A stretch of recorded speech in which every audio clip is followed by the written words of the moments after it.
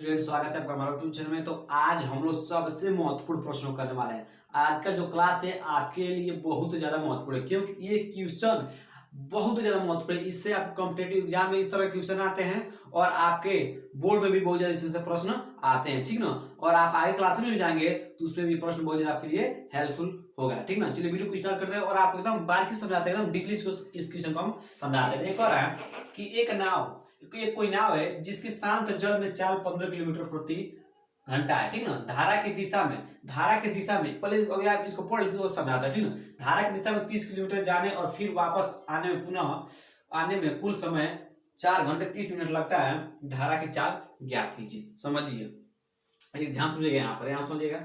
मान लीजिए ये आपका कोई समझिए पानी है, इसमें ये जल है आपका, ठीक है। ये जल है, ठीक है। और इस पे कोई आपका कोई क्या है, एक नाव है, ठीक है। ये समझिए नाव है, ठीक है।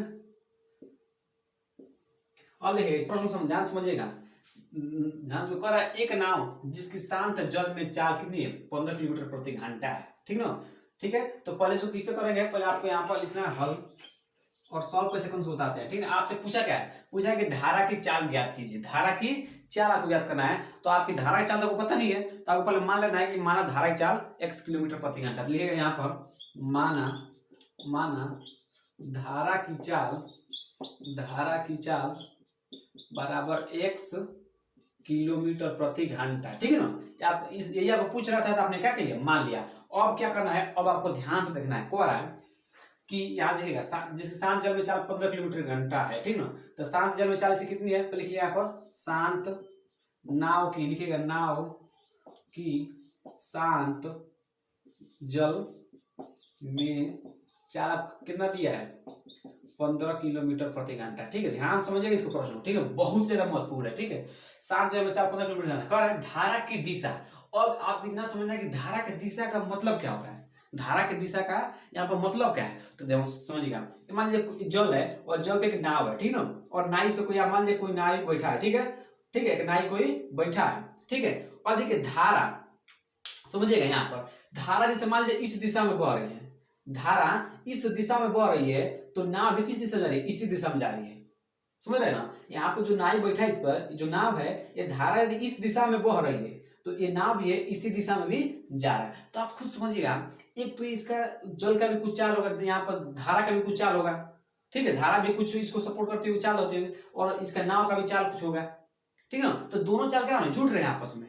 ध्यान से समझिएगा, कह रहा है कि धारा की दिशा में देखिए धारा की दिशा मतलब कितना, जिधर धारा बह रही है उधर ही नाव जा रहा है। देखिएगा यहाँ मान लीजिए धारा है और इधर कोई नाव है, ठीक ना। तो जिधर धारा जा रही है उधर भी क्या जा रहा है, ये नाव भी जा रहा है। तो देखिए दोनों का चाल क्या हो रहा है, जुट जा रहा है। दोनों का चाल जुट रहा है, एक इसका कोई चाल होगा, इसका भी चाल होगा, दोनों क्या हो रहा है, जुट रहा है। तो आप उसको लिखना है कि धारा की दिशा, लिखेगा है धारा की दिशा में नाव की चाल। अब देखिए धारा की दिशा में नाव की चाल, देखिए ध्यान समझिए, धारा की दिशा में नाव की चाल क्या है, एक तो धारा की चाल हो जाएगी और किसकी चाल हो जाएगी, एक इस नाव की चाल। तो नाव की चाल कितना दिया है, 15 किलोमीटर प्रति घंटा। तो दोनों जोड़ दिए तब हो जाएगा 15 प्लस x किलोमीटर, यहाँ पे किलोमीटर प्रति घंटा। यहाँ तक किसी दिक्कत है। अब देखिए, अब कह रहा है कि धारा की दिशा में 30 किलोमीटर जाने में और फिर उसी स्थान पर वापस आने में। अब देखिएगा वापस आने में समझिएगा, अब देखिए धारा तो हमारा बह रही है इधर, ठीक है, धारा तो हमारा बह रही है इधर, अब नाव वापस आ रहा है। तो देखिएगा धारा इधर बह रही है और नाव इधर आ रही है। तो देखिएगा धारा की जो धारा इधर बह रही है तो नाव इधर आ रही है, तो नाव की चाल में कुछ कमी होगी नहीं होगी, क्योंकि धारा अपने इधर जाएगी और ये वाला नाव इधर आएगा, तो इसके चाल में कुछ कमी होगी नहीं होगी। तो धारा की इसके चाल में कुछ कमी होगी, तो ये लिखना है, लिखेगा पुनः वापस आने में नाव की चाल। अब बताइएगा नाव की चाल क्या होगी। देखिए नाव की चाल तो 15 किलोमीटर प्रति घंटा है और 15 किलोमीटर प्रति घंटा है, ठीक ना। तो धारा इधर बढ़ रही है और नाव इधर आ रहा है, तो इसके चाल में से ये वाला चाल घटेगा कि नहीं घटेगा, क्योंकि उधर जा रहा है इधर आ रहा है, ठीक ना। देखिए क्या होगा, आपका इसका चाल है 15 किलोमीटर, इसकी चाल कितनी है, एक साल में माना है तो -x, ठीक ना, क्योंकि घट जाएगा, क्या हो जाएगा, किलोमीटर प्रति घंटा। यहाँ तक किसी दिक्कत हुआ है? नाव इधर बढ़ रही है और ये व्यक्ति इधर आ रहा है, तो इसकी चाल में कमी होगी कि नहीं होगी? होगी ना, क्योंकि इधर जाएगा इधर आएगा, तो इसके चाल में से ये वाला चाल घट जाएगा। हमने क्या किया? घटा दिया। अब आपको कुछ नहीं करना, बस आपको प्रश्नानुसार चलना है। अब आपने अपना प्रश्नानुसार, ठीक है, प्रश्नानुसार। अब देखो अब देखिए, धारा के दिशा में 30 किलोमीटर जाने में 30 किलोमीटर गया उधर, ठीक ना, फिर 30 किलोमीटर वापस आया, ठीक ना, तो कितने घंटे लगे टोटल? 4 घंटे 30 मिनट, ठीक ना। 4 घंटे कितने मिनट? 30 मिनट। तो आप 30 मिनट को देखिएगा, 30 मिनट को आप 1/2 भी घंटा लिख सकते नहीं लिख सकते हैं? 1/2 घंटा लिख सकते नहीं लिख सकते? 30 मिनट का भी 1/2 घंटा लिख ही सकते हैं, लिख सकते हैं ना। तो 30 मिनट जब हम 1/2 घंटे हम यूज करेंगे, ठीक है, क्योंकि 1 घंटा में 23 को हम घंटे में कर लिए हैं, ठीक है। अब देखिए, अब प्रश्न अगर आया देखिएगा कि देखिए नाव की जाने की चाल, और देखिएगा नाव द्वारा देखिए नाव इधर 30 किलोमीटर गया है और नाव इधर फिर 30 किलोमीटर वापस आया है, तो उसमें टोटल कितना समय लगेगा उसका लिखिएगा। नाव धारा की दिशा में चाल लिखिएगा, धारा की दिशा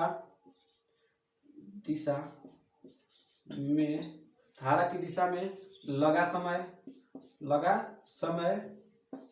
समय प्लस धारा के विपरीत दिशा में, मिटा रहे थोड़ा, ठीक ना, धारा की, अच्छा लिख दीजिएगा, वापस आने में लगा समय, वापस आने में लगा समय, ठीक है। देखिएगा धारा के दिशा में लगा समय, मतलब धारा की जब दिशा में जा रहे थे तो कितना समय लगा, और वापस आने में लगा कुल समय, ठीक ना। अब क्या करना, बस आपको यहाँ पर रख देना है, कुल समय लगा समय, ठीक है। अब देखिए, कुछ नहीं करना आपको, यहाँ पर बस एक बार ध्यान देना है कि धारा की दिशा में लगा समय और वापस आने में लगा कितना है, आपका टोटल समय कितना आ गया है? ये तो 4 घंटा दिया है और 30 मिनट में क्या लिखिएगा? 1/2, 30 लिखिएगा 4 सही 1/2, ठीक है। देखिएगा धारा की दिशा में, देखिए धारा की दिशा में 30 किलोमीटर जाने में लगा समय और फिर 30 किलोमीटर वापस आने में कुल लगा समय, यही ना हमारा 4 सही 1/2 हमने लिख लिया। अब देखिएगा, अब आप एक सूत्र पढ़ेंगे, समय इक्वल टू क्या होता है? समय इक्वल टू आपको होता है दूरी बटा चाल, ठीक है ना। अब इसी पैटर्न को यहाँ पर लिख देना है, धारा की दिशा में लगा समय, समय का फॉर्मूला क्या होता है? दूरी बटा चाल। दूरी आपको कितना गया? 30 किलोमीटर, यहाँ पर 30 किलोमीटर के बटा समय। अब चाल कितनी है? धारा की दिशा में जा, देखिए धारा की दिशा में चाल कितनी माने है? आपका हुआ 15 प्लस x, प्लस है प्लस लिखिए। फिर देखिए वापस आने में लगा समय, तो वापस आने में लगा समय पूछ रहा ना, तो समय का फॉर्मूला क्या है? दूरी कितना दिया है? फिर 30 से ना हुआ है, क्योंकि वापस आया 30 से, तो 30 बटा, और वापस आने में लगा समय चाल, वापस आने में लगा समय क्या है? चाल आपकी क्या यही ना है? 15 - x, यहाँ पे 15 - x इक्वल टू आपको कितना होगा? देखिए 2 चौके 8, 8 एक 9, 9/2, साइन वाला सवाल को सॉल्व करना आता ही होगा, ठीक है। अब आप कुछ नहीं करना, अब आपको बस सॉल्व करना, आपका आंसर आ जाएगा, ठीक है। तो इन दोनों का आप क्या कीजिए? एलसीएम लीजिए, तो एलसीएम लेंगे तो ये दोनों फिर आ जाएंगे, 15 प्लस x, ठीक है, 15 - x, ठीक है। जब इन दोनों का एलसीएम जब आप लेंगे, जब इन दोनों का आप एलसीएम लेंगे, अच्छा इन दोनों गुणा करा लीजिए, यहीं पर 15 प्लस x, यहाँ पर 15 - x, ठीक है। अब हम लोग क्या करते हैं, इसमें भाग दीजिएगा, तो 15 प्लस x से 15 प्लस 1 कट जाएगा, आपको बचेगा इतना, और इतना से क्या करेंगे? इसमें गुणा करा देंगे, तो 30 × 15 - x, फिर प्लस से प्लस लगा देंगे, फिर अब इससे हम इसमें भाग देंगे, तो 15 - x से 15 - x कट जाएगा, क्या बचेगा? 30 में गुणा किससे कराएंगे? 15 प्लस x से, 15 प्लस x इक्वल टू क्या है? 9/2। यहाँ तक किसी दिक्कत है? बिल्कुल नहीं दिक्कत है। अब क्या करना है आपको? कुछ नहीं करना है, अब इससे गुणा कराइए, तो जब कराएंगे कितना होगा? 15 × 3 = 45, 450, फिर से गुणा इसमें कराइए, माइनस का 30x, फिर प्लस का 15 × 3 = 45, 450, फिर प्लस प्लस प्लस कितना होगा? प्लस का 30x बटा आपका बटा, अब फिर इसका इसमें गुणा कर दीजिए, ठीक है ना। देखिएगा एक सूत्र लग रहा है a + b और a - b, आपने सूत्र पढ़ा होगा, a + b और a - b का सूत्र होता है a का स्क्वायर, मतलब 15 का स्क्वायर माइनस क्या होता है? b का स्क्वायर, ये सूत्र है, ठीक ना। a + b का एक सूत्र है, a स्क्वायर - b स्क्वायर सूत्र होता है a + b और a - b, तो इस रूप का था, हमने इस रूप का कर लिया, ठीक है। अब यहाँ पर समझ लीजिएगा, ठीक है, यहाँ समझिएगा, आपको ऐसा करना, देखिएगा प्लस का 30x से माइनस का 30 से कट जाएगा, आपको क्या बचेगा? 450, 450 कितना हो जाएगा? 4 4 8 1 9, 900 बट्टा के नीचे क्या बच रहा है 15 के चलो कितना होता है 15 के चलो होता है 225, 225 माइनस है माइनस का एक्स स्क्वायर इक्वल टू क्या आपका 9/2 है, क्योंकि इक्वल टू 9/2 है ना, 9/2 यहाँ पर लिख लीजिए। यहाँ क्या होगा 9/2। अब कुछ नहीं करना, आप क्रॉस मल्टीपल इसका इससे और इसका इससे करा लीजिए, ठीक है। 2 का जब इसमें गुणा करेंगे कितना आ गया 9 दूना 18, 1800 इक्वल टू 9 का गुणा इसमें कराइए। तो जब आप 9 का गुणा इसमें कराएंगे, आपको 9 का गुणा जब इसमें कराएंगे तो आपका आएगा शायद 2025, ठीक ना। आप करा के देख लीजिए, ठीक ना। फिर 9 का गुणा इसमें कराइए तो माइनस का क्या होगा 9x स्क्वायर, ठीक है। अब देखिएगा इसको 2025 को इधर बुला लीजिए तो 1800 माइनस प्लस कितना माइनस का 2025 इक्वल टू यहाँ क्या हो जाएगा माइनस का 9x स्क्वायर, ठीक है। अब देखिएगा आप इसको घटा लीजिए, आप घटाएंगे तब कितना आ जाएगा 1800 225, अब कितना आएगा 225, ठीक है। इक्वल टू क्या वो कितना आएगा माइनस का 225, ठीक ना। जब 1800 में से 2025 घटाएंगे तो कितना आएगा माइनस का 225 इक्वल टू क्या आएगा यहाँ पर 9x स्क्वायर।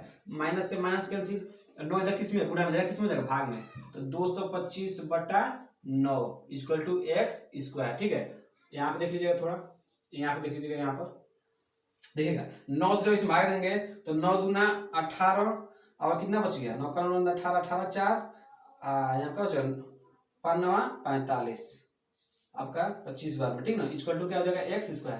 जब 9 से भाग देंगे तो 9 दूना 18 यहाँ पे बचेगा क्या 4 और 9 बचे 45 आपका 5, x स्क्वायर कितना आएगा 25। अब आपको देखिए आपको x का मान चाहिए, ठीक ना। आपको x का मान चाहिए तो हम इसको इस तरह लिख सकते हैं, x स्क्वायर 25 लिख रहे हैं, ठीक ना।